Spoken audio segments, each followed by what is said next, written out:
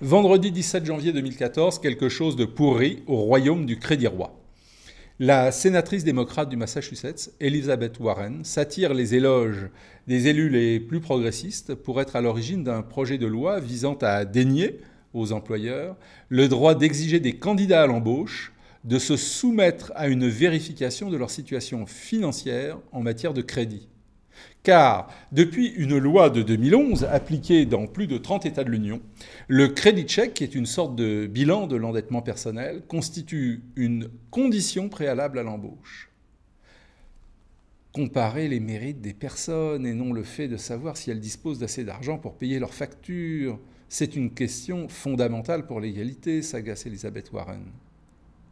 Puisque les réponses apportées par la recherche sur cette question restent tout à fait mitigées. Une étude de 2008 croit avoir établi que les difficultés financières d'un employé sont corrélées avec sa propension à commettre un délit financier, tandis qu'une recherche de 2011 n'a décelé aucune corrélation entre l'histoire financière d'un employé et un vol sur son lieu de travail.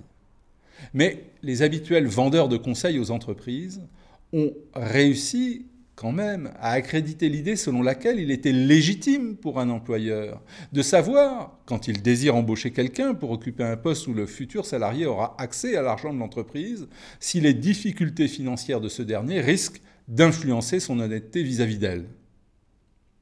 La sénatrice plaide alors qu'un endettement personnel élevé traduit le plus souvent la survenue de frais médicaux imprévus, d'une période de chômage, du ralentissement économique de la région d'origine de la personne ou d'autres malchances diverses.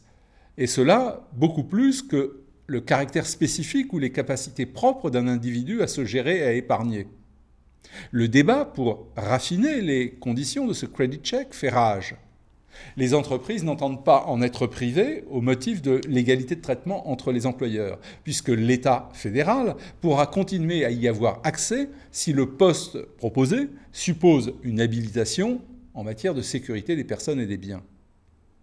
Il convient alors de s'interroger et d'interroger le rapport qu'il y a avec le trafic de données personnelles, y compris à grande échelle perpétrée par la NSA, ce qui est avéré, ou un certain nombre d'autres agences plus ou moins officielles.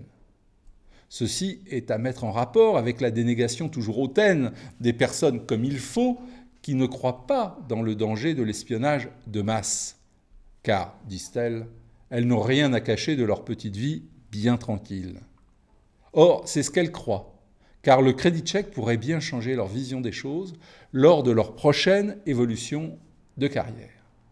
Et que les Français ne s'imaginent pas être plus à l'abri que les autres, car qui empêchera une entreprise multinationale, qui a des bureaux en dehors de l'Hexagone, de dealer avec un vendeur local d'informations pour savoir la raison de leur récurrente problématique mensuelle?